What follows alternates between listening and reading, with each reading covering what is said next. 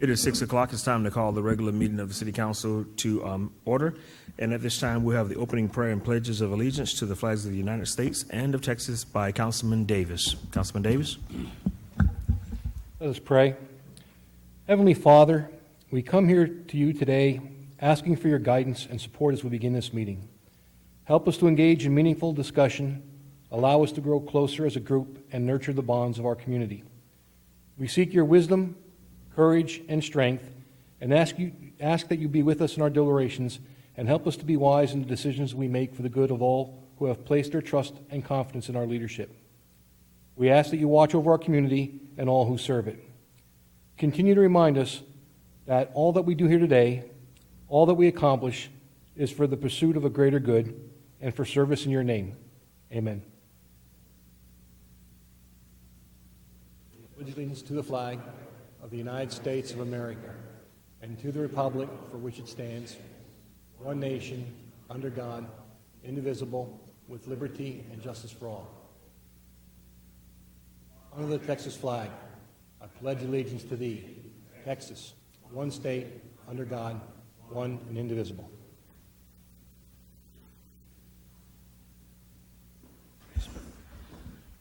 Well, thank you all for joining us. The next item on the agenda is the city events and announcements. Announcements of upcoming city events. Sarah? Okay. Good evening, Mayor and Council. Tonight we only have a couple of announcements. So on this Thursday, December 15th, the Chamber is going to be hosting their Chamber Mixer at the Texas State Optical in Schertz, and it's also an ugly sweater party. So come on out from 5:30 to 7. And then Monday, December 26th, city offices will be closed in observance of the Christmas holiday. Thank you. Thank you. Announcements and recognitions by the city manager. Mr. Kessel. Well, I've got a few, and I'm going to see, let's see, a big audience tonight. I'll shorten it up a little bit.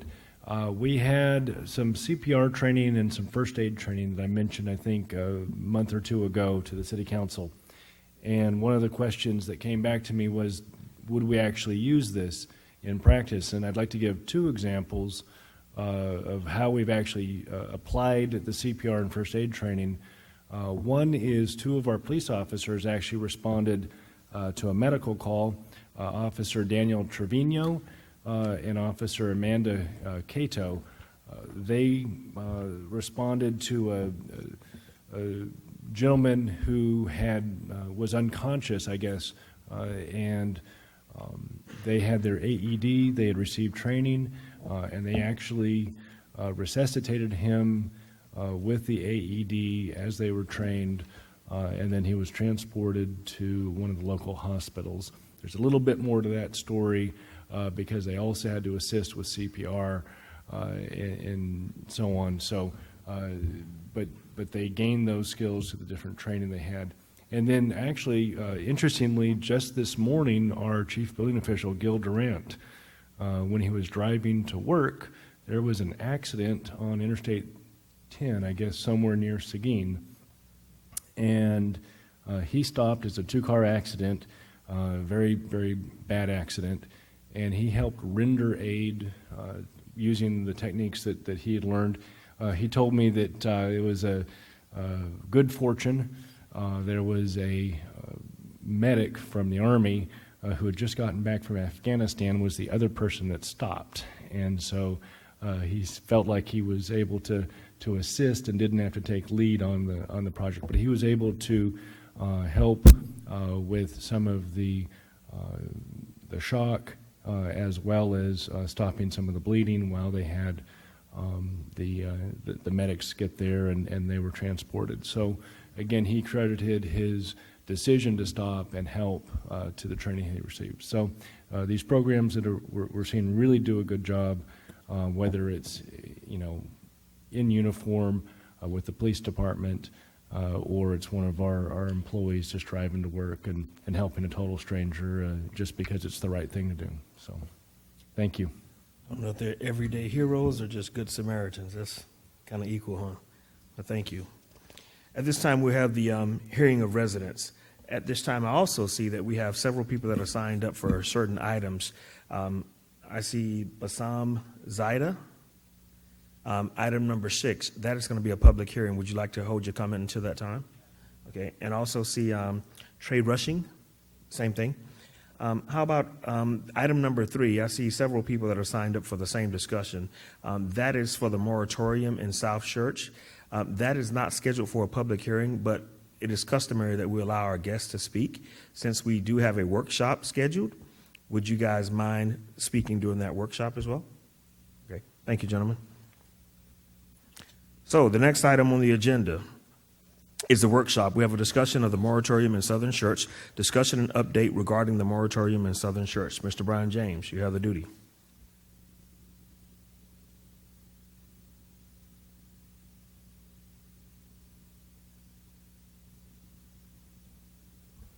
Thank you, Counselor. What we wanted to do tonight is just walk everyone through, since we've had the election since this moratorium was put in place. While we've talked a little bit about some of the items related to current issues we're facing in some of the council training, this is one that we have a lot of affected property owners. Obviously, as Mayor Pro Tem Edwards noted, there's some folks here to speak on it.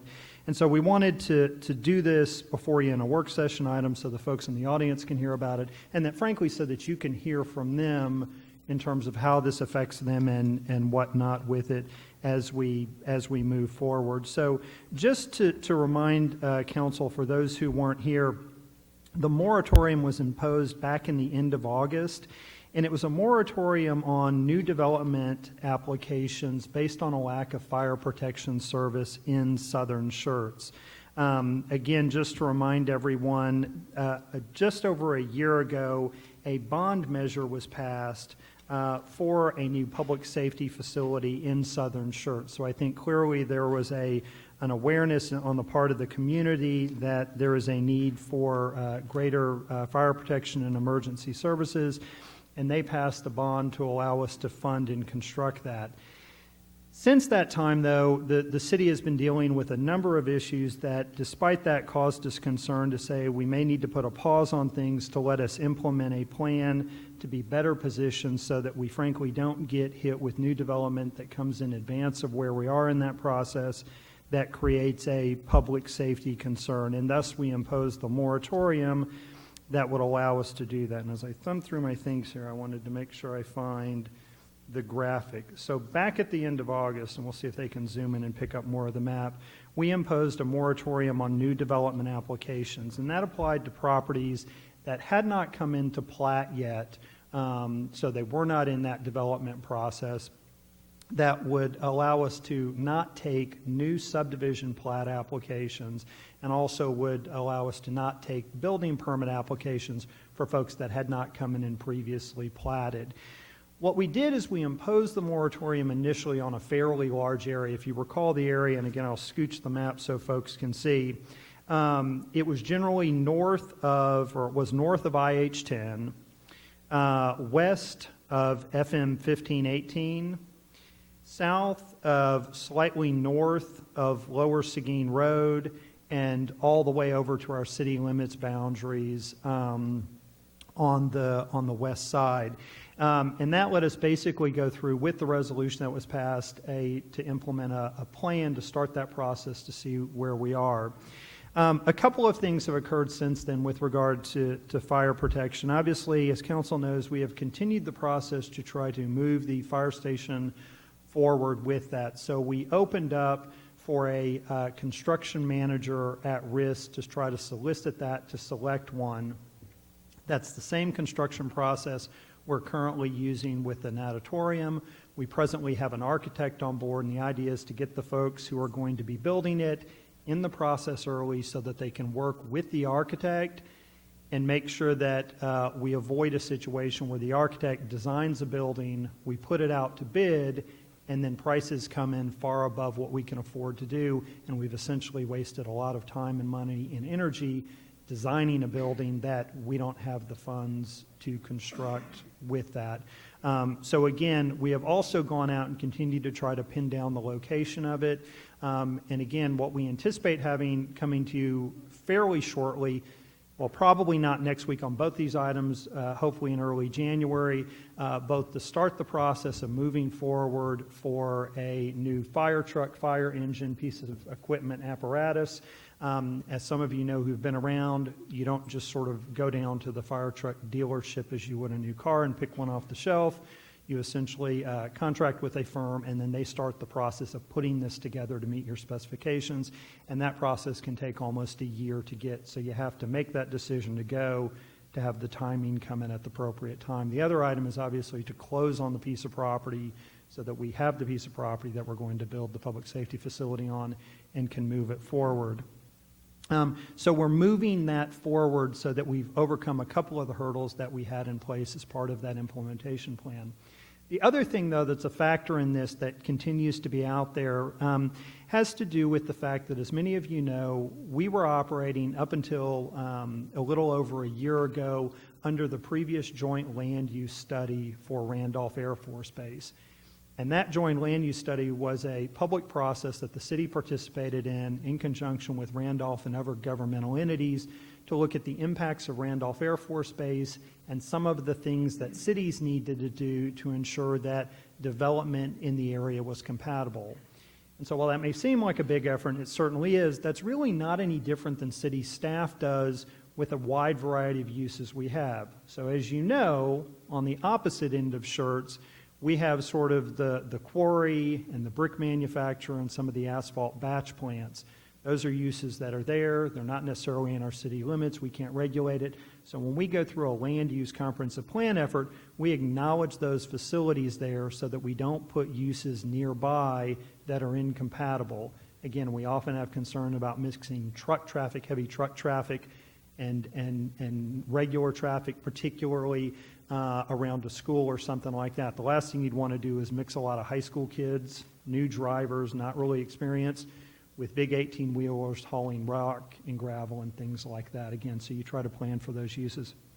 And the same thing really applies here for Randolph. But how this plays into the need for fire protection is, with the update of the J-Luce about a year ago, part of what we spent a lot of time talking about were what were really those impacts on development. Previously, outside the APZ1 areas in the clear zone areas, but further south, the recommendation generally allowed residential units up to a half acre or a minimum of a half acre in size, so 2 units per acre. And as you can sort of see on the graphic, we started having the Laura Heights development begin out there. I think that was an eye-opening experience for a lot of us. Those residents moved in, and while we often think about, wow, that's way out there, it's away from development, as council knows, we have heard from those residents about fire protection. What's the response time I'm going to have for fire, for EMS? How often are police going to come around? And so on the one hand, you think, well, if you're way out there, you may not necessarily have the same kind of level of services. I think as this develops in a more suburban way, there is that expectation for services. Same issue with roads and things like that, parks, et cetera. But with the development of that, I think it sort of caught everybody and allowed them, with the update of the J-Luce process, to really look at that and say, that wasn't what we really thought would happen with 2 units per acre. We essentially more anticipated a bit of a checkerboard where you'd have houses popping up occasionally, not essentially what you've got, which is a row of houses on half acres, one after the other. And that's particularly of a concern because of the mission at the base.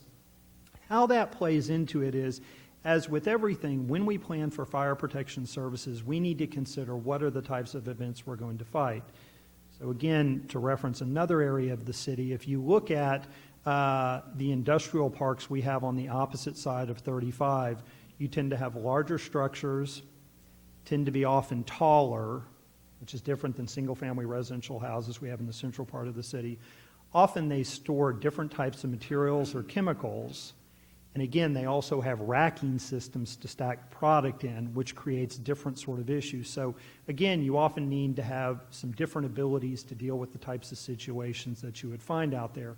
The same thing really applies here as we consider what activities and what development is going to occur relative to Randolph Air Force Base. And if we allow certain types of development, that will obviously impact our need to be prepared to deal with fire emergencies as well.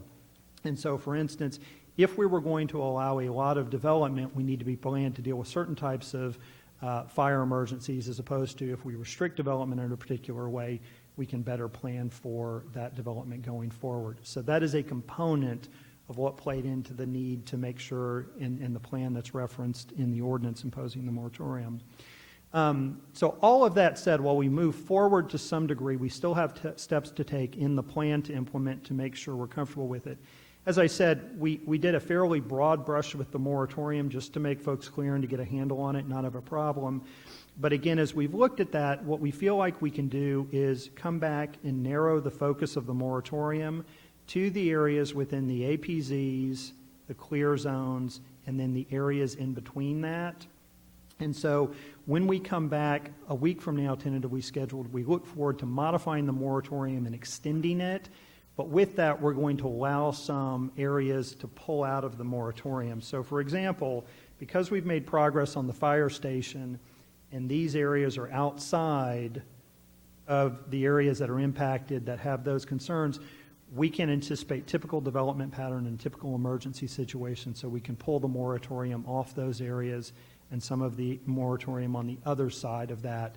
Again, we still need to, the plan is to recommend continuing it or extending it in this area as we frankly move forward to look at making some adjustments on land use in that area, so that we then know that definitively what land use is to anticipate, and we don't get too far down the process of building a fire station, only to have to put a pause on it, revisit it, back up, and deal with other circumstances with it. But to prep you for some of the things that I think you'll hear from folks, is you'll hear from some of the folks who are saying, look, we're outside the critical area, we're looking to move forward on development applications. If the city's comfortable now that they can provide adequate fire protection, these decisions don't affect us, we'd like to be pulled out of the moratorium area or not included in the extension so we can move forward with that.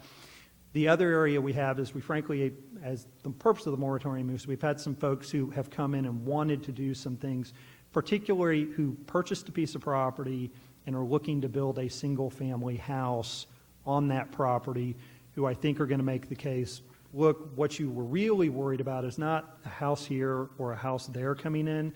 You're really concerned about a large-scale development coming in with numerous houses that really affects the development, and one house on 2 or 3 or 4 or 5 or 10 acres. That's what you've kind of been anticipating for, and likely what you would anticipate for. And so again, would probably argue for an exception to that, which again allows us to continue to move forward with our plan going forward. So at this point, I'll let folks speak and then answer questions, because I think it's good for you to hear from them. Thank you, Mr. James. I'll leave that up. So the first person up on the agenda or signed up for residents to be heard would be Herman Harlocks. And sir, for the record, if you would not mind stating your full address and your full name. Yeah, Herman Harlow's 11564 West Seguin Road, Schertz, Texas. I'm not planning on building anytime initially right soon. I'm kind of curious how long this moratorium is going to last. But we've been having issues since the 80s, before Schertz even was out there. City of San Antonio saying they were going to provide fire protection, and people died, houses burned down, barns burned down, because Converse or Schertz or Santa Hedwig, nobody would ever come out there. They drove up to the city limits and stuff and said, oh, well, y'all are in the city of San Antonio, and nobody would ever provide any protection and stuff. Same with EMS. I mean, I know there's a gentleman about a mile down the road from me there. He died of a heart attack, and it was the same cluster that it was like, oh, we can't do nothing because everybody else would show up, but then it was out of their hands and stuff. So I'm just saying that this fire department being we've heard this for at least 10 years from Schertz and stuff, and so I hope y'all get something going and actually get the thing built and be able to help us out there. And the other part, I think one of the other neighbors there, he's fixing to try to build a house really soon and stuff, and I think, I don't know what y'all exactly call it, but yeah, you give him for individual single dwelling, I don't see why it's such a big issue while allowing them to be able to build and stuff. The other thing I've seen on here I want to make a comment about real quick. was this bridge on Lower Seguin Road and Sybil Creek. I'm not exactly sure what all y'all got planned there, but if y'all need to take in consideration that, I don't know, Cibolo's on the other side of the creek, city of Cibolo's on the other side of the creek, are they going to pitch in on paying for that bridge, or the county or state, or what? So just, that's an item that we'll cover Okay. later, but just in case you can't stay for some reason, we are working with the city of Cibolo and also both counties, Bear and Guadalupe, and working as a team. Okay. And the reason I'm bringing that up specifically is because when they did the road improvement on West Seguin Road, that $1 million project, it's the city of Schertz, but there's like 300 yards before 1604 is in the city of Converse, and it's the nastiest piece of road. I've driven in the bar ditch because it's smoother. And so I don't know, I've heard numerous other meetings I've been here with, cooperation with the other, cities around us, New Braunfels, Cibolo, Universal City and stuff, and Converse and stuff. And I mean, it's like they have an accident out there in 1604, they just shut it down. And if people, here's a side road, and they start going down there with big trucks, cars, and I mean, it's just a mess that there's no cooperation between the different cities on this stuff. All right, thank you. So Mr. Harlow, I want to answer a couple of things. I can certainly tell you this, and I know for the purview for this particular council, we would actually do the right thing, bottom line. If someone's having a heart attack and they're out in that area, I mean, we have to service the area. I mean, we'll worry about, life is precious, and we'll worry about, who's going to pay that later. I just want to let you know that you have that commitment from this particular council. I can certainly tell you that. Okay, all right. Thank you, sir. Next on the agenda, we have Mr. John F. Stewart.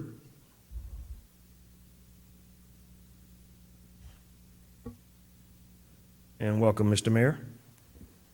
Thank you, sir. I apologize for being a few minutes late. I had a day job thing, earning a living. Understand. Please. Thank you, council members, for the opportunity to speak to you about this subject.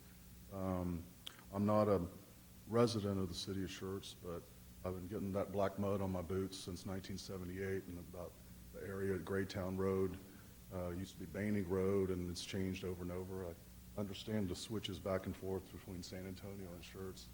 They played hot potato with us for a long time. I'm happy to say that I'd rather be with Schertz than San Antonio. I appreciate the progressive thinking that the council has brought in this crazy growth that's happened over the years. I understand you have to pump the brakes every once in a while to make sure you don't get going too fast, and a lot of mistakes can happen. My recently passed away dad had a dream about this place. We've been there, like I said, since '78. There's a pond there, and we went to great expense to try to build it. I never understood why he ever wanted to do it, but he kept talking about it. Someday kids are going to want to be on swings here and barbecue and maybe fish in a park. And, for me, it was like crazy. We're just wasting this money. I never understood it. And then it started to come to fruition here in the last few years. We tried to get a momentum going with an opportunity to develop with a certain group, and learned a lot about what we could do. We were very excited about offering a unique type of development that would give some character to a city rather than just sticks and roofs. Try and offer an opportunity for the larger community to come and visit or be a part of it, and not just be something that was there behind big gates and just happened to have a Schertz address. So I understand what y'all are trying to do. We are kind of on that outer edge, so I don't know if that's good or bad for us. I'd like to believe it's kind of good, given the opportunity here. It looks like there is going to be some services brought about in that area, so it'll give some relief. Just think the kind of things you're trying to avoid are the things that we also are trying to avoid. We want to offer something to this community that you'll be very proud of. And so Dad's gone, and I feel like I'm kind of carrying the torch. You're going to hear from two John Stewarts. I'm the one that keeps a lot of mud on my boots. The other one traded in for law books and scales of justice. So thanks for giving me the chance and the smart John Stewart to come up and talk to you next. But any consideration you can give us, I'd sure appreciate it. Good, thank you, sir. Just to confirm, 132 West Hollywood, San Antonio is your address. Correct, yes. Just have to have it on the record for her. Thank you. And next on the list is John B. Stewart.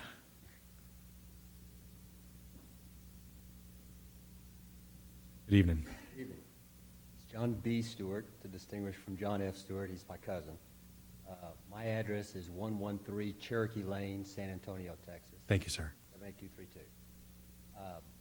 John said most of what you need to hear about us, but I want to emphasize the fact that we are on the extreme western edge at Graytown Road, west of Graytown Road. We have 223 acres. So, for what Mr. James said, we don't see why we should be exposed to the moratorium at all, given the reason for it. And the timing couldn't have been worse for us because we had just signed a contract to a developer to develop it, and then kind of were surprised about a moratorium being in place.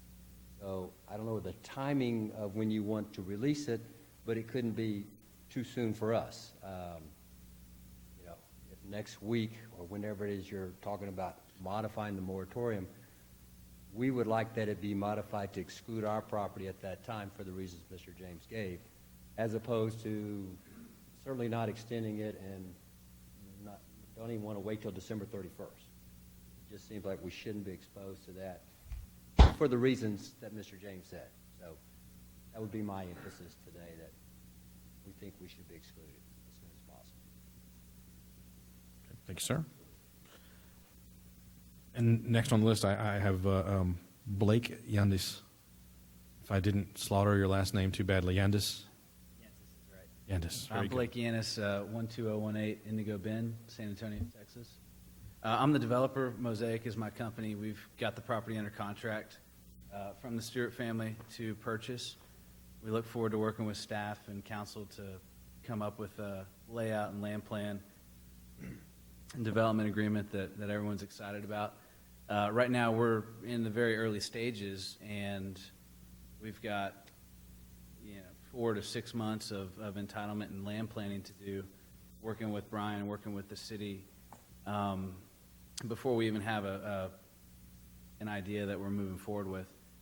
Beyond that, we've still got design and approval, and then you've got construction. So, all likelihood, this is 15 months best case to ever even having a lot on the ground to deliver to a home builder. So I think there's a lot of overlap there that could also be taken into consideration. That there's a lot of work that we could be doing right now, aside from the moratorium, that we need to be able to work with staff on. We need to be able to have those discussions and move that plan forward. Right now, we're at a standstill. We just got under contract, and the first meeting we had, we learned about the moratorium. We'd appreciate consideration and being removed from it.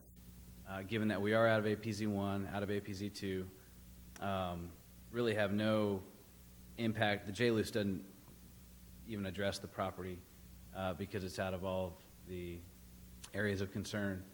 And I'm here as a developer, family's here representing as the sellers, and we'd really appreciate the consideration to be taken out so we can move forward with Brian. That's all. Very good. Thank you, sir. I understand from Mr. Kessel and Mayor Pro Tem Edwards that we are in a convened public hearing. So at this time, if there's anyone else that would like to address the council on this matter, we'll certainly invite you to the podium and allow you to do so. Please. And if you would, as we ask them, if you just state your name and address for the record so that the city secretary can capture it. My name is Maria Kutza. I live I just purchased land at 11634 Wersegeen Road. Okay. We had no idea there was a moratorium in place at all when we purchased the land. We did just sign our loan to build, and we're actually 2 months in. We only have a 12-month time frame to build. We really would like to be considered to have that waived for less than the time. Not sure what else I need to say. Okay, very good. Thank you.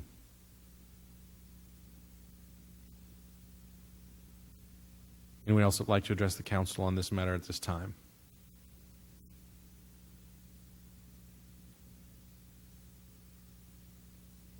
pause just to be sure. If there's no one else, then at this time we'll close the public hearing. And my understanding is that we convene the public hearing while in the workshop discussion of the moratorium in Southern Schertz. And so, Brian, I'll turn it back over to you, sir. Sure.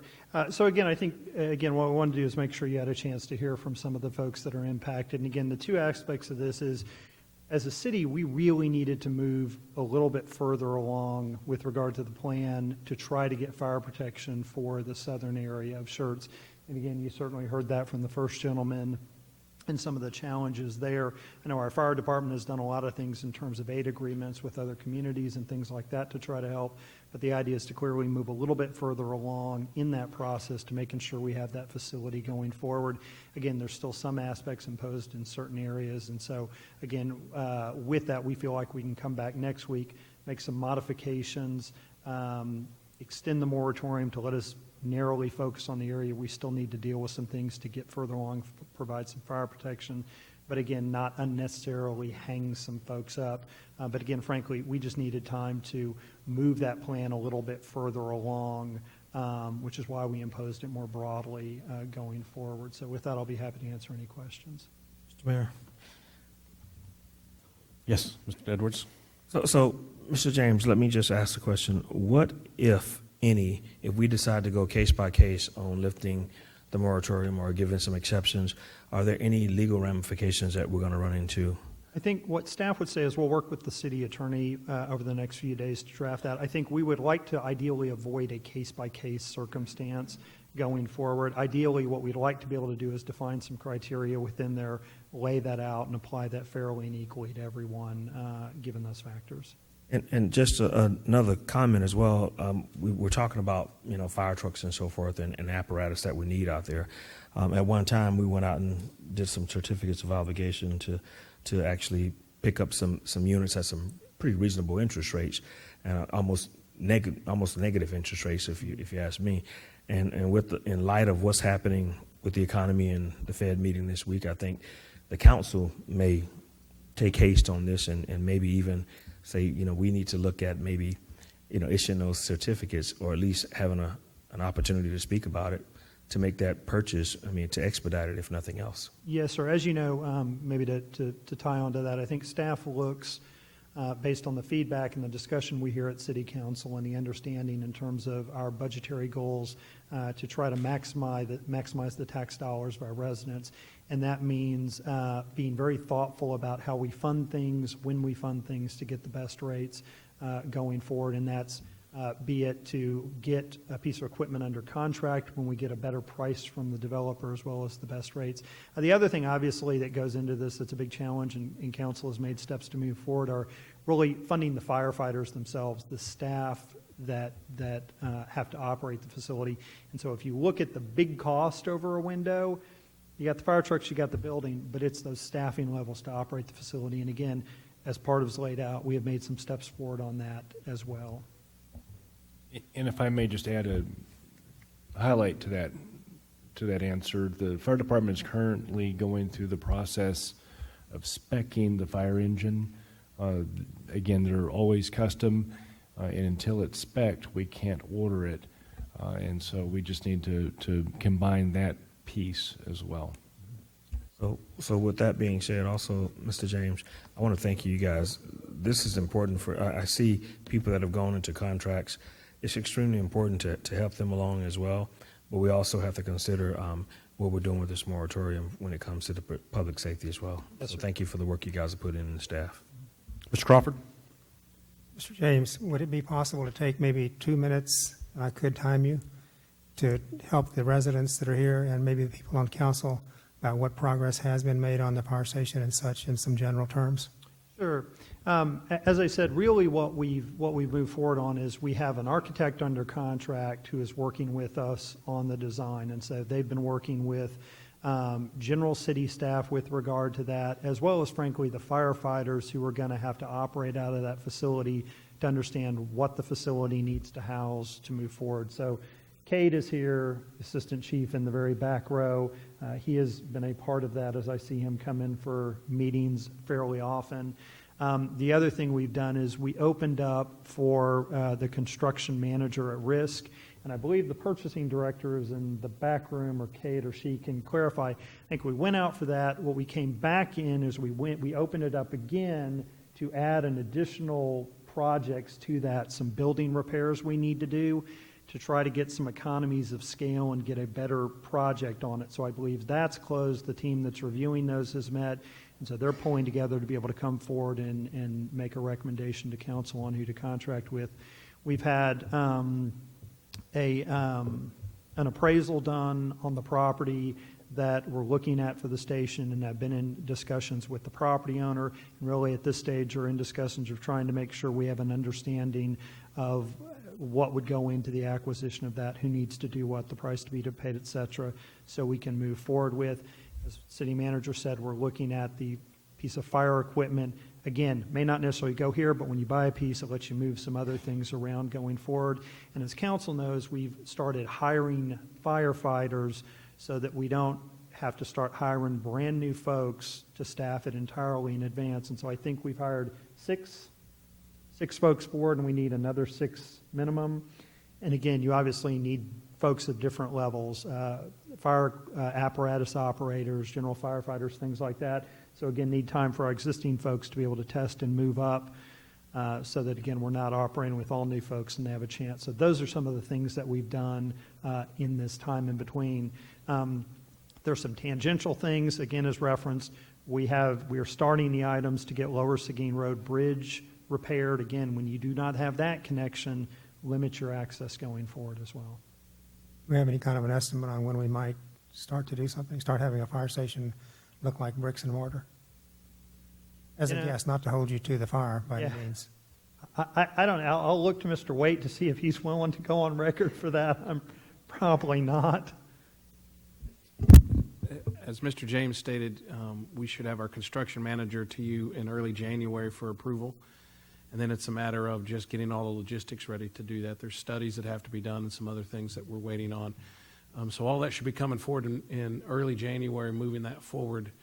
The ideal is the station complete by early 2018, which means we do need to start getting moving on it rather quick. But everybody involved, myself, Assistant Chief Long, Chief Covington, our owner's rep, and our architects are moving as quickly as possible to move that forward. So, thank you. Yes, sir. Mr. Thompson?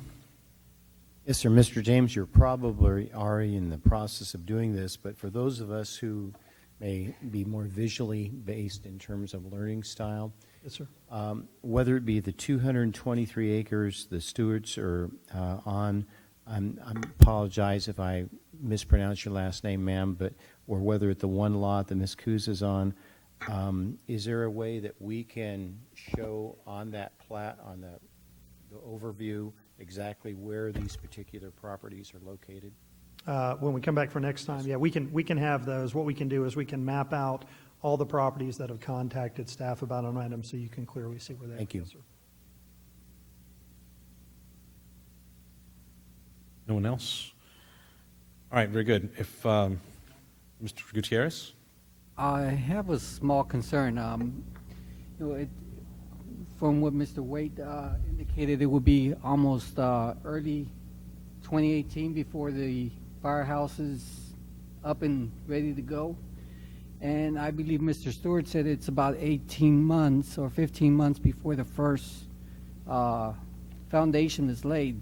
We're looking at about the same time. Am I correct there as to the firehouse and the first residents being out there? I'm concerned about the safety of the residents. No, I think certainly I will have to say this. They were being very kind to me in terms of looking forward to working with staff. I appreciate when folks get up in front of council and say we look forward to working with staff. That's probably not what they really mean. What they really mean is they understand that they need to go through this process with staff. So again, to be clear, the property has to be zoned. Again, as was mentioned, they want to do a quality development. They want something that really, I think, as they've expressed, sort of supports the legacy of their family and their father that's owned the property for some time, and they want to do something that fits within our community. And so again, what's been discussed is that we'll work on that land planning. That zoning effort's probably a good 6 months effort. At that point, then they have to come in for plat approval, which is a 2 or 3 month process, then get final plats with civil drawings. They've got to go out and construct it. So no, based on the time frame we have for the fire station, we should have it up and running comfortably before you start seeing lots on the ground. And again, that was part of the timing in the plan for the moratorium, just to avoid that. Thank you. Very good. Counsel, anyone else? Dr. Kaiser. Mr. James, Yes, I ma'am. understand that some of South Schertz is in Bear County, but does that still mean that Schertz incurs the entire cost of that, of the emergency services? Schertz incurs the entire cost of emergency services for the areas of Schertz, yes, ma'am. And again, we've got agreements with other communities that they support us, we support them to some degree as well. So yes, it's our responsibility to provide emergency response services to the areas in the city. Thank you. Mr. Kessel. Thank you, Mr. Mayor. Just to expound on that just a little bit, the area, and I think one of our citizens mentioned, used to be in the San Antonio ETJ, and that was a very difficult spot to be in. It wasn't necessarily where they would serve it directly, but it certainly wasn't where anyone else would serve it. And so we did annex the area or portions of the area, and we've got a few sections south of 78, north of Interstate 10 that are still in an annexation agreement. But for the most part, that land is now in Schertz, and we have the responsibility for police, fire, EMS service, roadways along with TxDOT, as well as water, sewer, in conjunction with other groups like CCMA or SARA. And so we kind of really are the responsible party now, and hopefully we can start to move forward on some of these. Citizens will see those projects and understand that we're serious about delivering good services in the city of Schertz. Very good. Counsel, anyone else? All right. If there's no one else, then we will wrap up our discussion of the moratorium in Southern Schertz, and we'll take that up again at is it the next council meeting, Mr. James? We're going to have that up for, and that'll be next Tuesday. All right. Very good.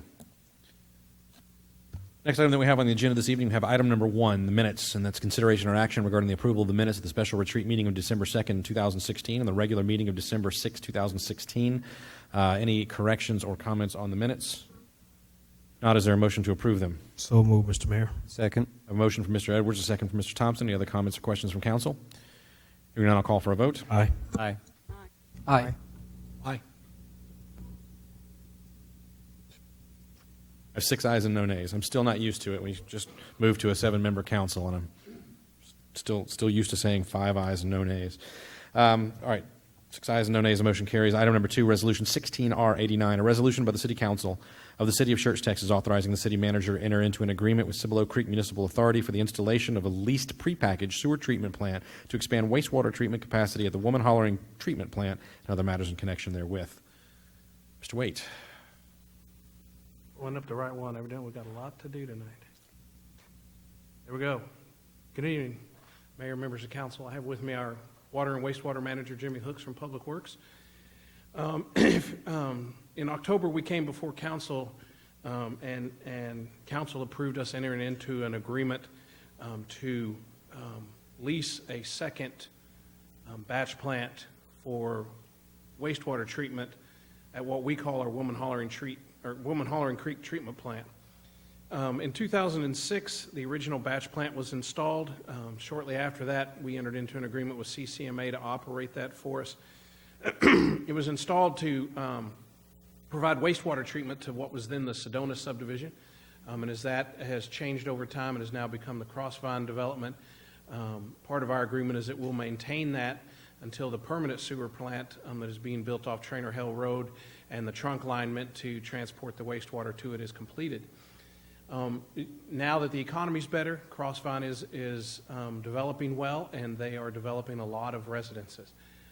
And so what has happened is that we've maxed out the capacity of that plant. And so in October, we came and said, hey, we need to get a second piece of that so that we can double the production. We're permitted now with us and CCMA at 92,000 gallons of discharge a day. The single plant we have can only do half of that. This is the location. The area outlined in pink is the service area. It's the boundaries of the Crossvine development. And the arrow is pointing, if the map was a little bit lighter, you'd be able to see it sitting there on a piece of caliche. But it is the single batch treatment plant. The blue dot on Woman Hollering Creek is the discharge point. What TCEQ requires is that once we hit 75% of the capacity, we have to have a plan. And as we mentioned in October, that was developed to put the second batch plan out there. We've entered into that lease. It's ready to come along. And one of the things that we said in October we'd have to come back when we got the site preparation, engineering, and the costs for getting it up and running through CCMA to us. So that is why we're back. Another picture of the development there. CCMA of installing this, we'll be reimbursing them. The total cost of them doing that is approximately $40,000. That'll be paid for out of the contingency fund within the wastewater budget or out of the sewer enterprise fund, and will not require a budget adjustment. And what we are seeking is council approval to enter into that interlocal agreement with CCMA so that they can start moving. The batch plan is ready to be installed. It's just a matter of getting the site work done and get it in there, plumbed in, and then turned on and operational. You, sir. Council, questions for Mr. Wade or Mr. Hooks? Mr. Mayor, I'd like to make a motion that we approve resolution number 16R89. Second. I have a motion from Mr. Edwards, and my left ear caught someone. Mr. Crawford. Thank you, sir. Motion and a second. Any other comments or questions from council? Hearing none, I'll call for a vote. Aye. Aye. Aye. Aye. Aye. Aye. 6 ayes and no nays. Motion carries. Thank you. Item number 3 is ordinance 16T40, an ordinance by the City Council of the City of Schertz, Texas, authorizing a budget adjustment to fund the demolition and replacement of the bridge at Lower Seguin Road and Cibolo Creek, repealing all ordinances and parts of ordinances in conflict with this ordinance and providing an effective date. Mr. Wade. Mayor and council, welcome back. On this item, I'm here, and now we have Doug Ledbetter, our manager of streets and drainage with Public Works, up here to talk a little bit about the low water crossing on Lower Seguin Road. Good evening. Ledbetter. It was brought to my attention in June that from some Public Works employees that the bridge was in bad condition. So at that time, we brought in an engineering firm which deemed this bridge unsafe. We closed that bridge with Cibolo. We closed both sides to through traffic right at the end of June. The structure, we don't know exactly how old it is, but it is well over 20 years old. It is in very bad condition. The metal corrugated pipe has rusted out, and through the floods, we have lost that in the last 2 years to 2.5 years. We have lost all these, anything up underneath there is gone. We have nothing but an open hole, which you'll see in future slides here. A couple of pictures. This is looking upstream. This is the actual low water crossing. And if I can get my pointer here to work, you can see there's a rather large crack here. I'm coming down off of that. It's hard to see with the shadows, but the center portion of that spans between the two culvert openings is pretty much wasted away. If we go to the next picture, this is looking downstream. This is the other side of the bridge.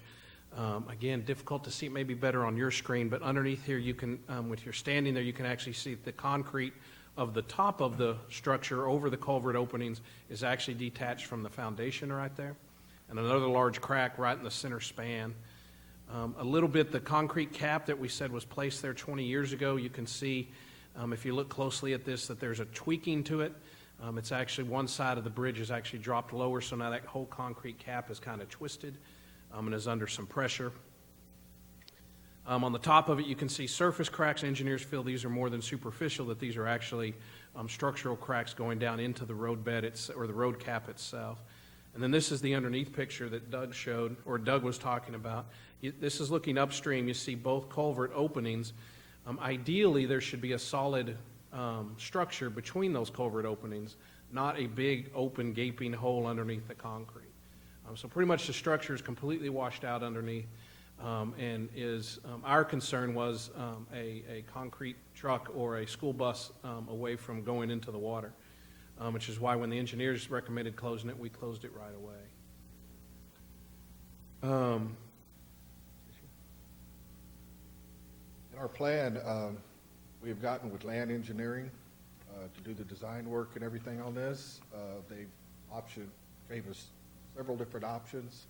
Working with the city of Cibolo, Bexar County, Guadalupe County, we came up with the most cost-effective solution to replace this total reconstruction with some box culverts, which it'll increase our capacity from 105 CFS to 155 CSS. So that's a little better. Hopefully, we won't have to close it as often. And then one of the things that we did was we brought everybody together that we could get into a room to talk about this. And both Bexar County and Guadalupe County agreed, because not only is it the city limits between two cities, it also happens to be the county divider between two counties. It also has some water authority jurisdictions as well, but we couldn't get those parties to come to our meetings. But Guadalupe County was unable to get any money in their budget for it, but they do have some staff that would be able to do some services in kind. So if this is approved moving forward, once the design work is done and we move into construction, Guadalupe County will actually do the demolition. They will remove the old structure and cart it off and dispose of it. So that will be their payment in kind. We won't have to pay anything for the actual demolition and removal of the old structure. Bexar County did have some money. They're going to contribute $30,000. Roughly both counties will be contributing roughly the same amount of dollar amount. And then the cost estimated at $440,000 based on initial engineering inspections and preliminary design work. And you'll notice in the ordinance, the budget adjustment ordinance, we're actually asking for $484,000 adjustment. It's because we decided to add a 10% contingency to that. Just in case once they get in there, they get underneath that bridge, they figure out where the bridge ends and all that there may be some additional costs involved, and we wanted to be sure we had that money available. City of Cibolo and us will enter into an interlocal agreement that will share the remaining cost after both counties pay their portion or their contribution. Then the rest of the cost of the project, engineering cost and construction, will be split 50-50 between us and the City of Cibolo. Mr. Mayor? Mr. Edwards? As you guys know, if you saw the news recently in San Antonio, there was a sinkhole that opened up, and this is paramount. So, Mr. Mayor, I'd like to make a motion that we approve ordinance number 16T40 immediately. Absolutely. So I have a motion, and I've got at least I have a second. So, council, other comments or questions? Mr. Gutierrez has a question, and then we'll come back over to Mr. Thompson. Just a brief question. I assume the road is on the low water crossing? Yes. Is that going to be raised a little with the construction? It's going to be raised. The box culverts are bigger than the 36-inch corrugated pipe, so the structure will be a little bit taller. It's not going to be a dramatic improvement in how often we have to close that low water crossing. Pretty much everything south of 78, in between 78 and I-10, closes anytime the creek comes up any amount. And so even the low water crossing at Aviation is a 5 or 10 year flood low water crossing, and these are lower than that. So it'll be a little more similar to Schaefer Road with the box culverts. So it will get us a little more flow through there, but it's not going to be dramatic. Okay, thank you. Mr. Thompson? Question was already answered. Thank you. Very good. Anyone else? Questions? Mr. Kessel? Just to elaborate a little bit more on the low water crossing, we did look at a very early quick look at a bridge that would take it entirely out of the floodplain. That particular structure would be in the millions of dollars, and maybe more significantly would require right-of-way acquisition, which is a slow process, as council knows. And as a result, we felt it was better to get the road opened again. I think it may be a bit misleading when you see approximately a 50% increase in cubic feet per second flow through the bridge. I don't remember the exact number, but it may be 2,000 or 3,000 cubic feet is what it would need to have capacity to take it out of the floodplain. Okay. Mr. Thompson? Assuming this is passed by all parties, what is your estimated time of completion, knowing that we have students, schools, commuters, et cetera, involved?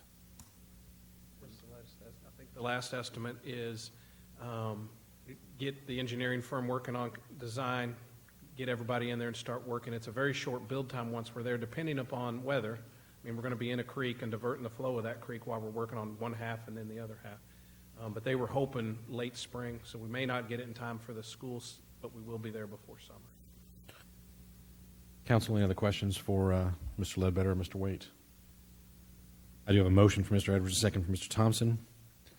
Call for a vote. Aye. Aye. Aye. Aye. Aye. Aye. 6 ayes and no nays. The motion carries. Thank you. Item number 4 is next. Resolution 16R90, a resolution by the City Council of the City of Schertz, Texas, authorizing EMS debt revenue adjustments for inactive outstanding accounts receivables after 180 days of non-payment and other matters in connection therewith. Mr. Walters. And Mr. Mabbitt.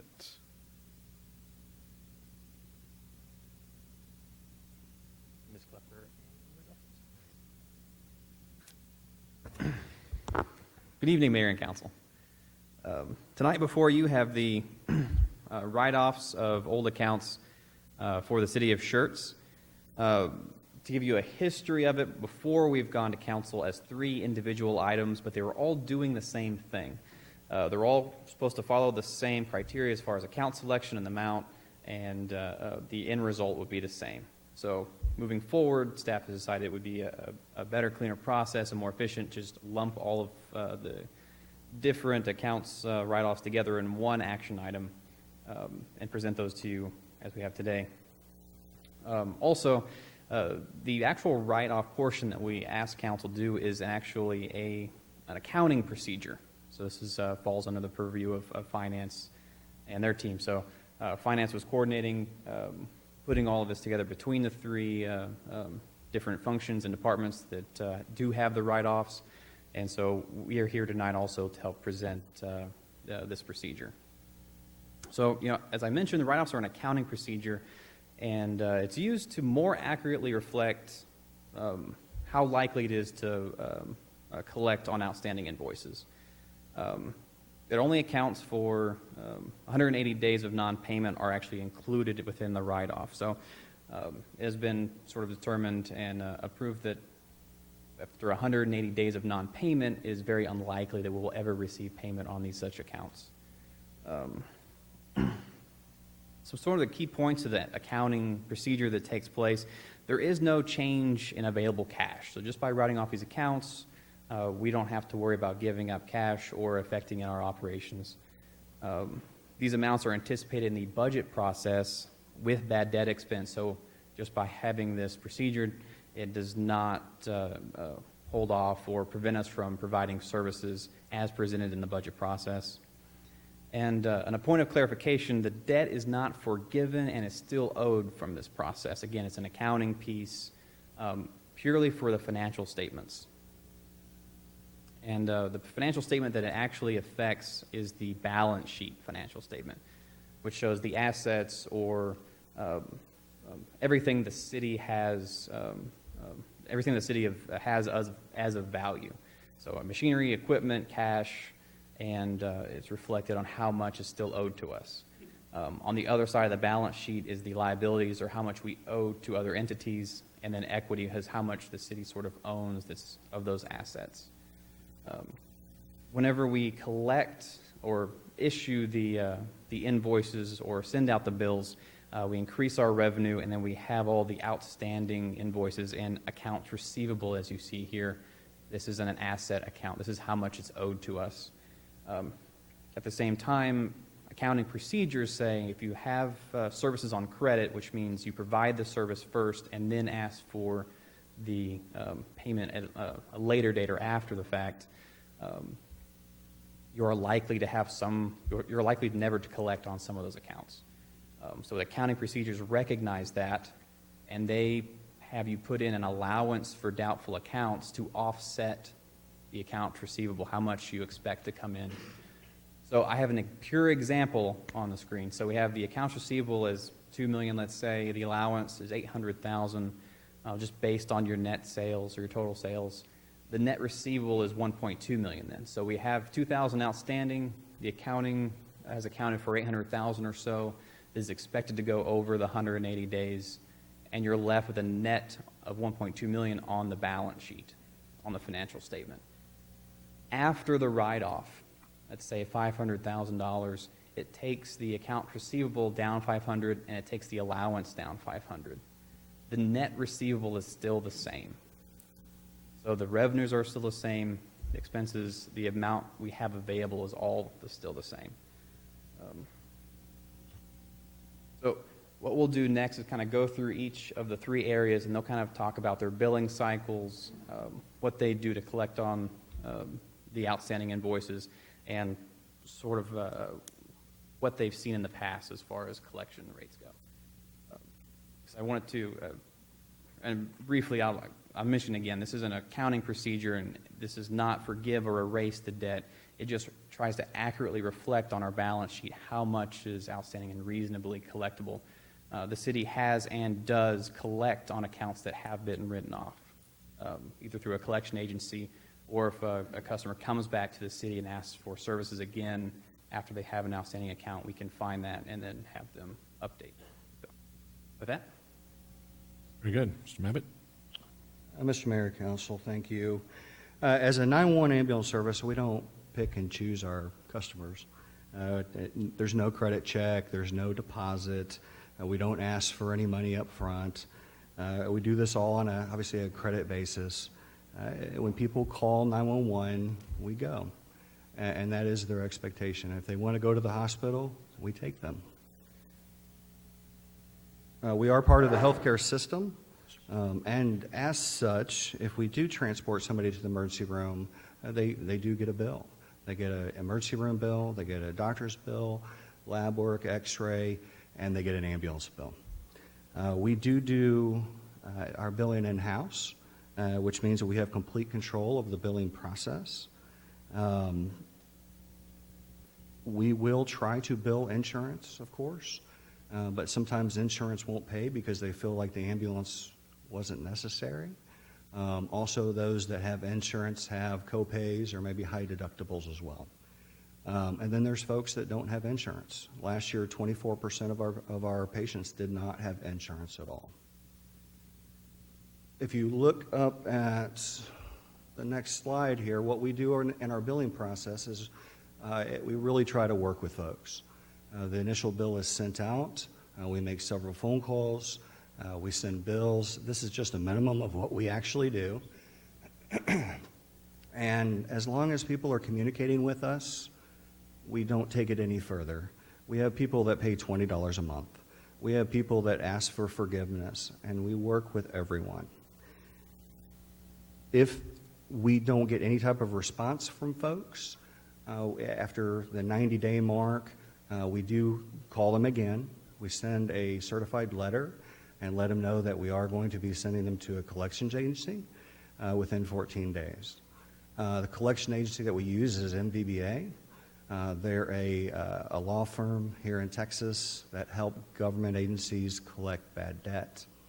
Last year, they sent out over 15,000 letters and phone calls to try to help us out as well. We have been known, if somebody calls us and they're in collections, we'll pull that out of collections. They do add 30%, of course, increase in that, and we'll waive that. As long as the patient is willing to work with us, we'll work with it.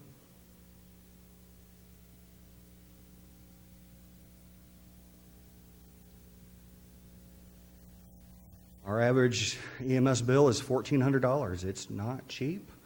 We are not the most expensive in the area, but we are obviously not the cheapest. The city of New Braunfels and city of Seguin are higher, but the city of Converse and the city of San Antonio are cheaper. About 4 years ago, we had consultants come in, and they felt that our rates were too low, so they recommended an increase, and at that time we did take their recommendation. We have not had a rate increase since then. Our collection rate right now is anywhere from 45 to 50%. And again, the consultants felt we were within the industry standard with that. Also know that, and that could decrease in a bad economy. Right now, the economy is good, and that number could decrease, but that's what it is right now.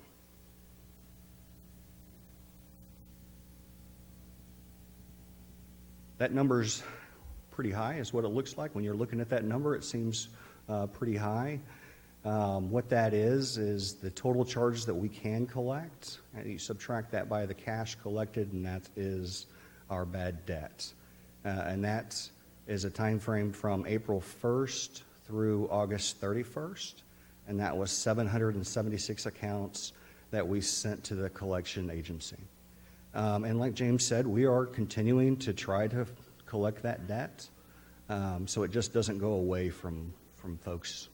We do try to collect that.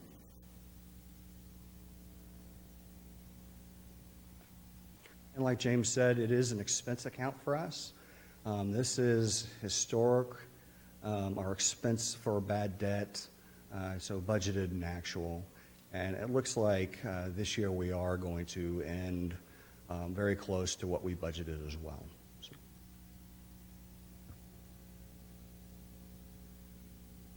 You guys have any questions for that? Probably do. There's four new members up here that haven't been through this exercise before, so I'm going to ask questions for Mr. Mabbitt. No, this side. Mr. Crawford? You probably don't have the answer now, and James may be the right guy. Out of what you do collect, what kind of a percentage of the $900,000 might you collect in a given year? I know how much you said you collect up front, so to speak. But if you write off $900,000, what might of that do you think you'll get over the next 1, 2, 3 years? From the collection agency? Right. Yeah, so I have those numbers that we did collect from last year. About 4% is what the collection agency is collecting. So once it hit the collections department, Too late. yeah, but we got about 4% last year. Better than zero. Better than zero. It was $109,000 is what the collection agency collected for us. Thank you. Mr. Edwards? Since we become more of a data-driven organization as we speak, it's good to see that we're tracking the numbers and giving more of a breakdown. But I do have a question. How many of those particular accounts are out of state? What percentage would you say? Because I know you say we go when 911 is called. So what are those are on 35 or out of state, or do we have that information? I don't have the information. I can get it for you, though. But I'm quite sure we'd see a large percentage of it. I don't know if I would necessarily say out of state. I'm sure there are a few. Out of the city and out of the county, yes. So I-35, I-10, people driving through on motor vehicle accidents, trying to find folks as well. I can get that information for you, though. That'd be nice. Thank you. You just send it to me in email if you want. Yes, sir. Thank you. Anyone else? One question. Mr. Gutierrez? Do we sell the debt? No, it goes to the collection agency. It comes back to us. Now, the other thing that we will do is if somebody calls us before we send it to collections, we will work with them. If they say, hey, I got a $400 bill, will you take $250? We will take 25% right off. Yeah, absolutely, to settle that account, you bet. Our main goal is to work with folks. The last thing we want to do is for folks not to call 911 because they're worried about the bill. Right.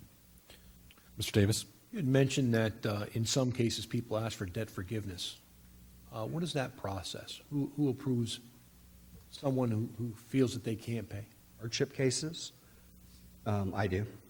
So it's a letter that they'll send me. A lot of times the hospitals will write it off as well. A lot of that times that comes from attorneys, and the attorneys write off their fee as well, and I'll write that off as hardship. Can we get what is the typical amount of that on an annual basis? I can get you that information. I believe I have it. Hold on one second.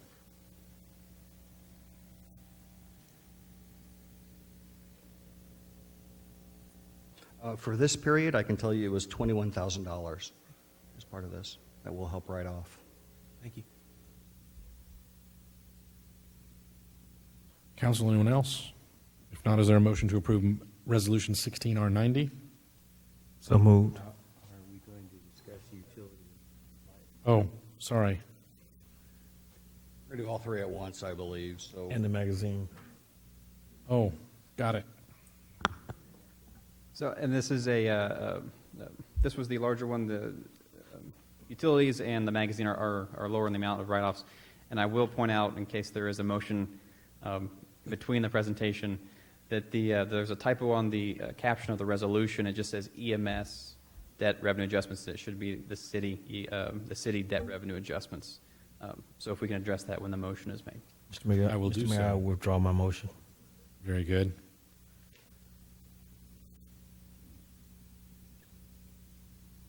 Sorry, I just got ahead of myself. Good evening, council members, mayor.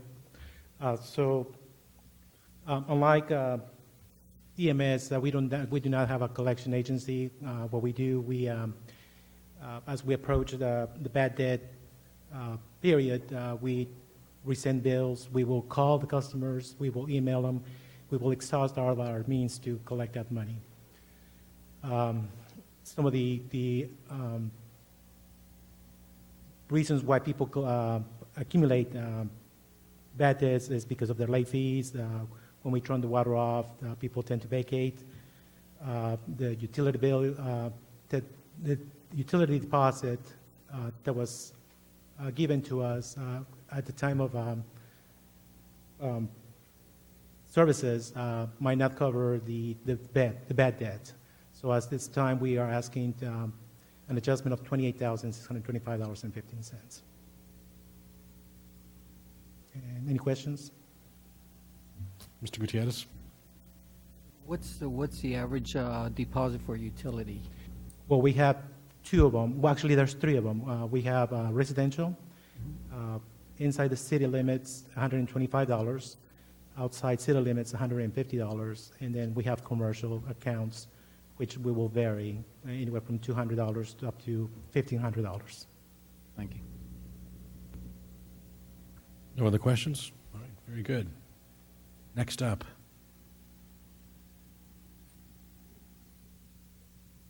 Good evening, Mayor and Council. Evening. So for the magazine, I'll walk you through our invoicing and payment cycle. It's kind of similar to utility billing. We usually work a month in advance for the magazine, and putting it together, preparing it, laying it out, design and everything takes a while, as far as editing as well. So usually we'll know by the 10th to the 15th of the month prior that somebody's going to run an ad with us. We will bill on the 1st of the month once the publication hits mailboxes. Tonight, we're going to be writing off $5,800, and that is actually an amount that goes back to 2015, and some of those accounts are from 2013 to 2014. The actual amount in the last year that we're writing off is about $400. So we've made some changes to our billing process and how we actually work with our advertisers to ensure that we have a lower amount of bad debt. And that is that we're more diligent about making sure that we've got contracts signed with our advertisers, and that after 2 months of non-payment, we'll pull your ad and follow up with a phone call and an email, and we'll send out statements every month just to kind of remind you that, you know, hey, this is still outstanding. In one case, actually, recently in August, we got a $2,500 payment from somebody who had an outstanding bill from 2015. So our persistence paid off in that situation, and so it may pay off in some of these accounts as well. Our average bills for the magazine accounts probably going to be about $500, but it ranges. On the low end, about $200 is probably the cheapest ad that we run, and on the high end, $2,200 for a full page on the back cover. So most of our clients are somewhere in the middle, though, with that $500 range. Questions for Mrs. Klepper?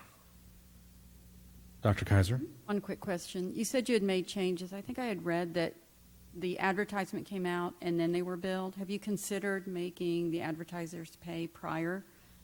We are looking into that. We can do that. It's just the way that we build the magazine, we would have to build them kind of 2 months in advance to ensure that that payment came in by the time that we ran their ad. But there is maybe a possibility of putting a deposit and or having them pay 2 months up front. That way we know once we run you once, we've got your first payment. Maybe we run you the second time, we've got the next payment.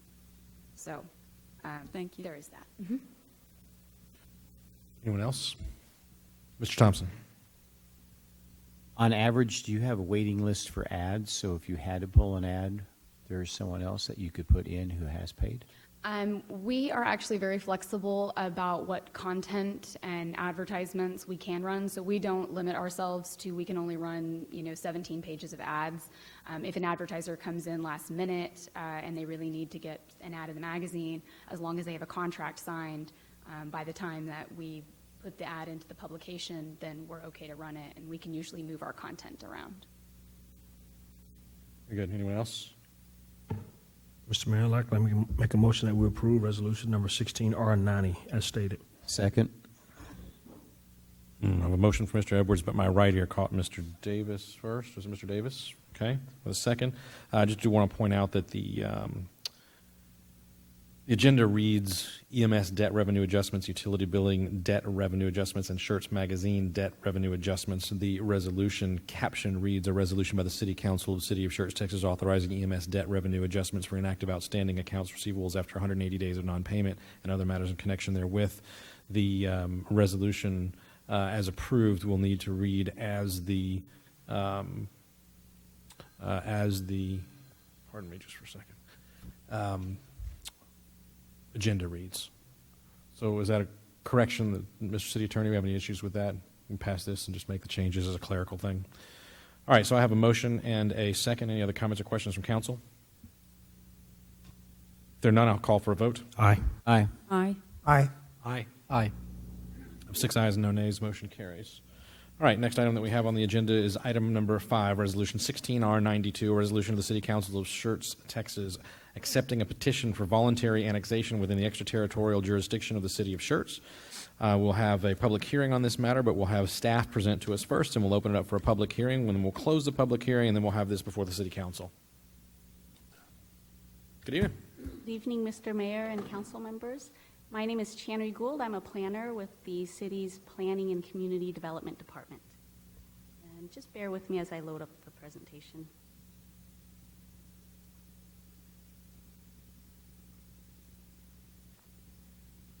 So the item before you today is Cibolo Creek Municipal Authority, CCMA's request.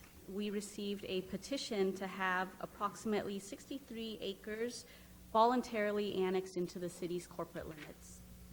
This exhibit here outlines the approximate 63 acres. It is outlined in green here.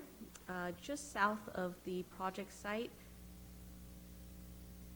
about 600 feet south, is the I-10 freeway. The site is east of Trainer Hale Road, and the site is currently in the city's extraterritorial jurisdiction. I'm going to refer to it as the ETJ to avoid stumbling over my words.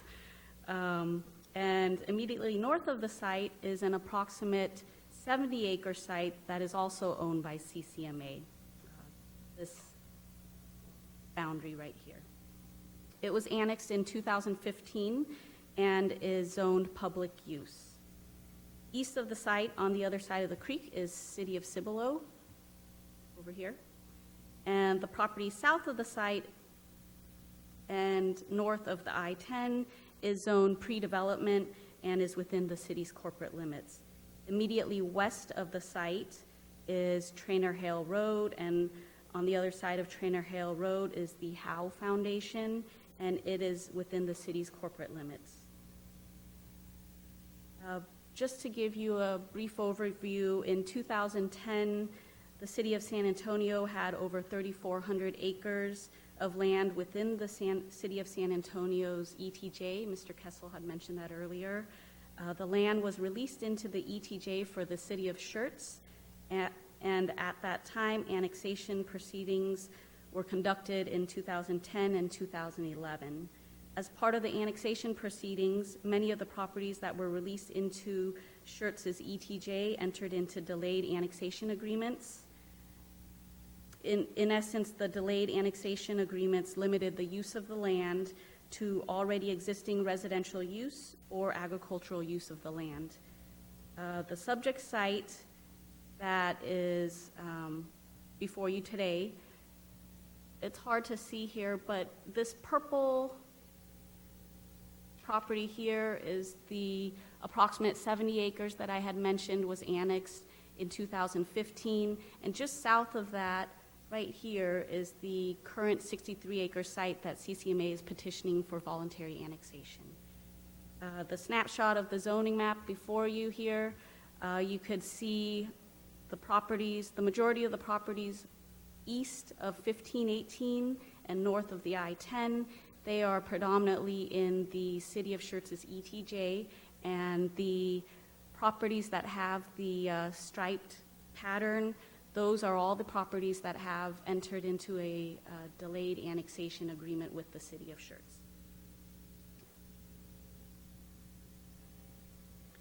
So CCMA's petition to have the property voluntarily annexed falls under a specific local government code section, LGC section 43.028.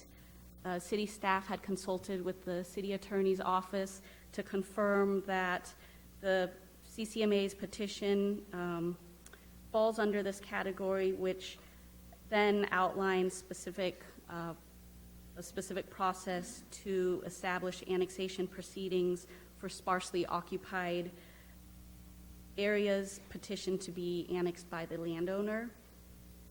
Your adoption of the attached resolution would accept CCMA's petition, which then initiates the annexation process with the associated zoning for the site. The next steps should your council adopt the resolution, the next steps would then include future planning and zoning commission hearing for the zoning associated with the annexation of the site. And then after that hearing is conducted with a motion, with a recommendation by Planning and Zoning Commission, we would then present this before your council again for the actual annexation and the zoning associated with that annexation. We also have 2 representatives here from CCMA in case you have any specific questions. In discussing CCMA's petition to voluntarily annex, CCMA has indicated that their plans for this subject site include construction of the South Schertz plant. And if you have any more specific questions related to that, CCMA representatives are here to answer those. That concludes my presentation, and I'd be happy to answer any questions you may have. Thank you. This is scheduled for a public hearing, so at this time, we'll open the public hearing and give anyone an opportunity that's here to speak for it, speak about this particular item, that opportunity right now.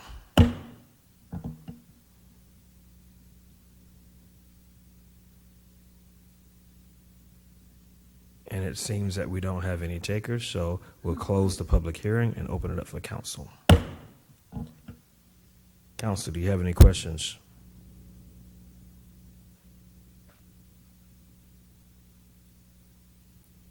Going once? We have no questions from council, so the chair will entertain a motion. So move. We have a motion by Councilman Thompson. Second. And a second by Councilman Crawford. So we'll call for a vote. Aye. Aye. Aye. Aye. Aye. Aye. Motion passes. 5-0 or 6-0. It's still difficult. And Mr. Kessel would like to make a comment? Just, it's somewhat unrelated, but Ms. Gold, Chandler Gold, along with Emily, let me see if I can get her last name right. Gobe? Did I get that right, Mr. James? Grube. Groby. Oh, there it is. Recently, as in yesterday, I believe, passed their certified floodplain manager certifications, and they are going to be a huge asset in the planning department, helping review plans. As you can see from some of the earlier discussion items, we do have a lot of floodplain, and it's fantastic to have someone in the permit office as well as someone in the planning department that can look at those things. So I believe now, in conversation with Mr. Cox, that 100% of the actual planning staff has the certified floodplain manager certification. Congratulations. Very nice. Congratulations. Next item on the agenda is item number 6, is ordinance number 16S39. This is an ordinance by the City Council of the City of Schertz, Texas, to approve a specific use permit to allow for operation of a convenience store with gas pumps at 17601 Four Oaks Lane, Schertz, Texas, Guadalupe County. Good evening. Good evening. Welcome back. Murphy Oil USA Incorporated is proposing to redevelop their existing gas station at 17601 Four Oaks Lane, and a specific use permit and associated site plan have been submitted by the applicant. Our Unified Development Code requires development of any non-residential projects to submit a site plan, and then for certain use types that are more unique in nature, such as gas stations. Another example would be a daycare center. Those type of uses also, in addition to the site plan requirements, require a specific use permit be approved. Because Murphy Oil is demolishing and redeveloping the entire site, approval of a new specific use permit and site plan is required. Prior to the Planning and Zoning Commission meeting, a public hearing notice was mailed out to 8 property owners within 200 feet of the property. And this exhibit shows the property owners between the property boundaries, project site boundaries in blue, and then all the property owners within the buffer area outlined in red received a public hearing notice. Staff did not receive any responses. And prior to this meeting tonight, a public hearing notice was also published in the Daily Commercial Recorder on November 23rd and in the Herald on November 30th. This is an aerial that shows the project site outlined in green here, where my cursor is going over. To the west of the site is FM 3009. And just north of the site here is Four Oaks Lane. To the east of the site is the parking lot for the Walmart store right here. And immediately west of the site is Panda Express. And just south of the site is some additional retail. This is an aerial of the project site in its existing condition. You can see Murphy Oil has an already existing gas station with a convenience store under this canopy. And here is a street view of their existing facility. This is a site plan for what Murphy Oil is proposing. Again, they are proposing to completely demolish their existing facility and construct a new facility. The new facility includes 1,200 square feet of a convenience store, which is right here. And then in addition to the 1,200 square foot convenience store, 16 fueling stations are proposed with a canopy over the convenience store. Additional accessory equipment that is also included to the rear of the property includes a vacuum pad, a propane pad, an ice unit pad, and a dumpster enclosure towards the easterly portion of the rear property. The underground storage tanks that exist will be removed and replaced with new underground storage tanks for their fuel. The site plan includes 2 points of access. Both driveways are shared driveways, and both are off Four Oaks Lane. Here's one, here's the other. This is another shared driveway, and then it travels further south and accesses to the easterly portion of the project site. Additional landscaping is proposed along Four Oaks Lane and to the rear of the property. 5 parking spaces are proposed along the east side of the project site, outlined right here. The exterior of the building is proposed as predominantly thin brick and veneer, thin brick veneer and stucco. And staff has reviewed the exterior facade and has determined that it complies with our UDC requirements for architectural standards. The dumpster is proposed to be screened with an 8-foot masonry enclosure and a metal gate. Landscaping is proposed around the accessory equipments to the rear of the property, and serve as screening for those accessory equipment components.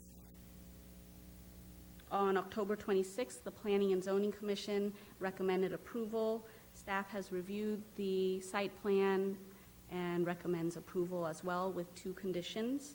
And these conditions relate to criteria that we have in the Unified Development Code.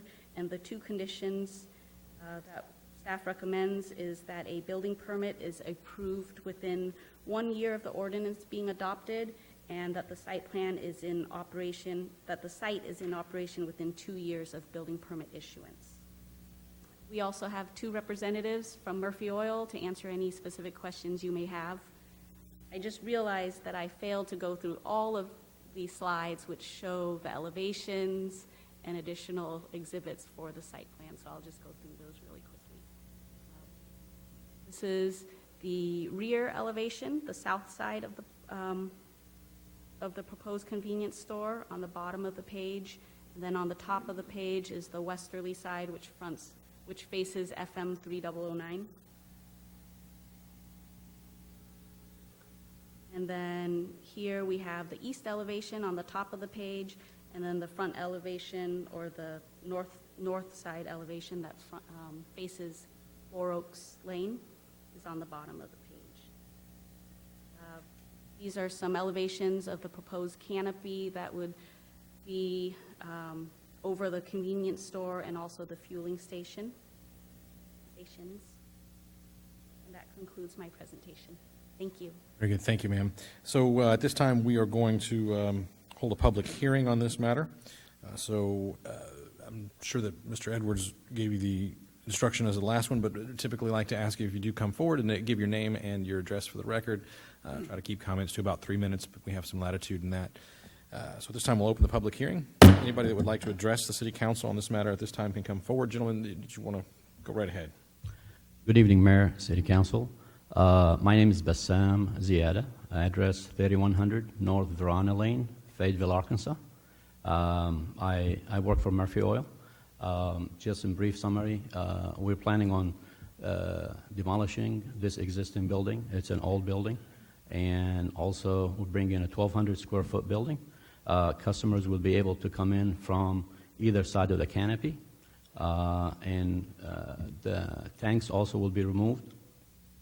We will have an environmental firm on site to make sure that we comply with TCQ to do a tank closure before we move forward.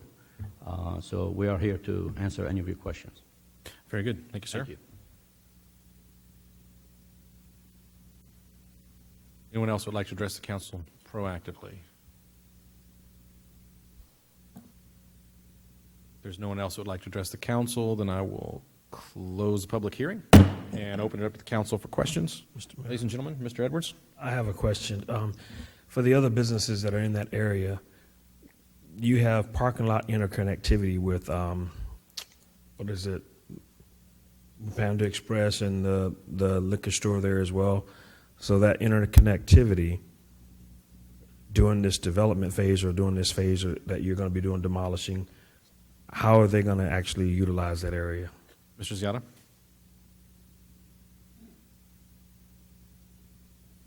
The exhibit that shows the aerial, and it's not loading up. Yeah.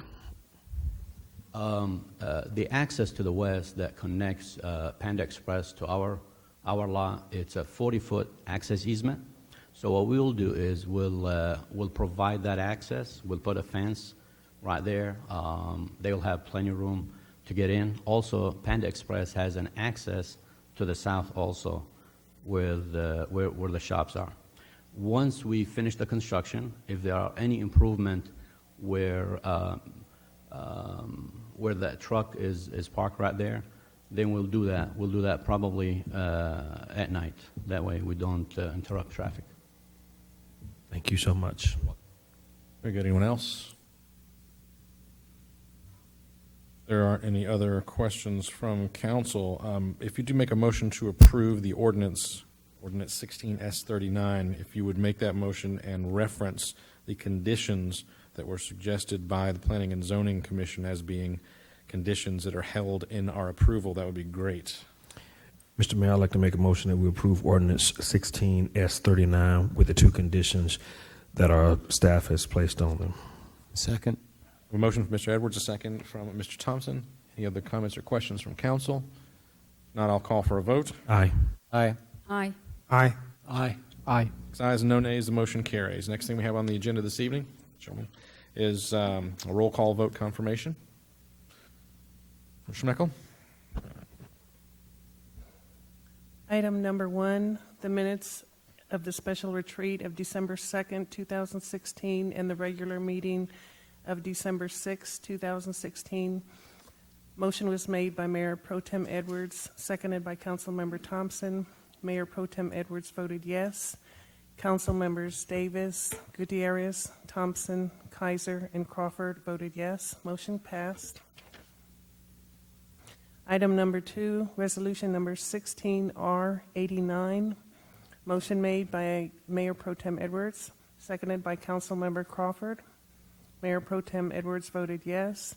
Council members Davis, Gutierrez, Thompson, Kaiser, Crawford voted yes. Motion passed. Item number 3, ordinance number 16T40, first reading. Motion was made by Mayor Pro Tem Edwards, seconded by Councilmember Thompson. Mayor Pro Tem Edwards voted yes. Council members Davis, Gutierrez, Thompson, Kaiser, and Crawford voted yes. Motion passed. Item number 4, resolution number 16R90. Motion made by Mayor Pro Tem Edwards, seconded by Councilmember Davis. Mayor Pro Tem Edwards voted yes. Council members Davis, Gutierrez, Thompson, Kaiser, and Crawford voted yes. And this is to include, as the resolution was presented on the agenda, which adds in the utility billing and the magazine debt. Item number 5, resolution number 16R92. Motion was made by Councilmember Thompson, seconded by Councilmember Crawford. Mayor Pro Tem Edwards voted yes. Council members Davis, Gutierrez, Thompson, Kaiser, and Crawford voted yes. Motion passed. Item number 6, ordinance number 16S39, first reading. Motion was made by Mayor Pro Tem Edwards, seconded by Councilmember Thompson. Mayor Pro Tem Edwards voted yes. Council members Davis, Gutierrez, Thompson, Kaiser, and Crawford voted yes. And this is also to reference the conditions made from the staff. Only thing I would say is reference the conditions that were brought forward, noted by staff and brought forward by planning and zoning. Thank you. The next item we have on the agenda, we have several things here, but we have a council member orientation this evening. So what I'd like to do is call for a 6-minute recess until the quarter of the hour, and we will then reconvene back in the conference room for the orientation. So we are in recess for about 6 minutes.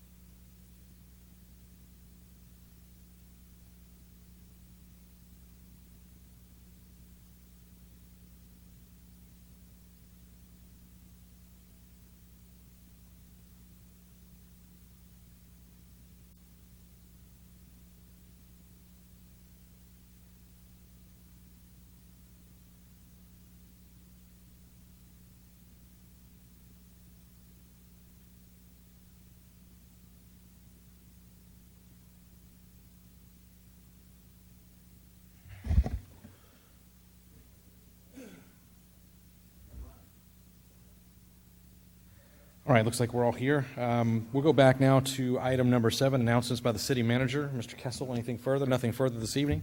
Then we'll go to item number 8, future agenda item request for the city council. Anything that we need to put on a future agenda that we don't currently have scheduled, folks? Mr. Crawford? James. Ryan James. On the CCMA stuff with the package plant, when will what's your guess when we have another brief on that, on how they're doing, when we're going to have the package plant there and when it might be set up?